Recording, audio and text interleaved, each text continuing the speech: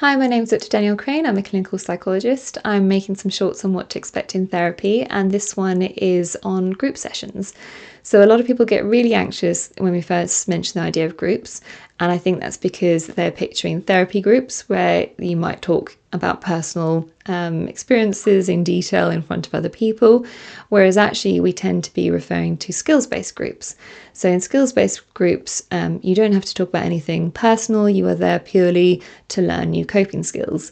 And it's really valuable having it in a group setting because, as well as hearing from us as professionals about the recommendations, you also get to hear from other people who have similar experiences to you about how they've applied those skills to their life and what worked for them, any ways that they had to adapt them, any things that they struggled with. So it tends to be really useful having it in a group setting.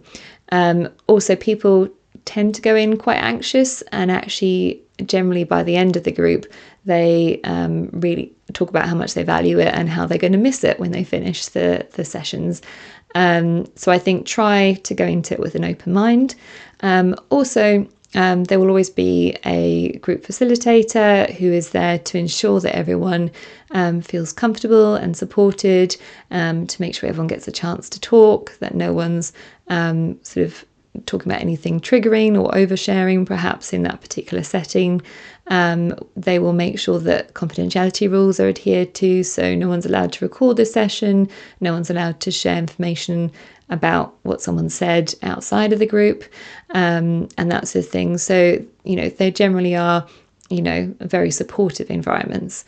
If you are anxious about a group that you're due to start, then I recommend talking with someone from that team so that you know roughly how many sessions it's going to be, roughly how many people are in the group. Is it online or in person? Do you have to have your camera on if it's online? What kind of content is going to be discussed and that sort of thing.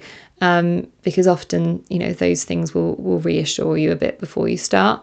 And you can always try it and see how you get on. If you really don't like it, then you can talk with the group facilitator about it, and see if they can provide anything else instead. But I think always at least give it a chance. So I hope that's helped a bit, and good luck with your therapy.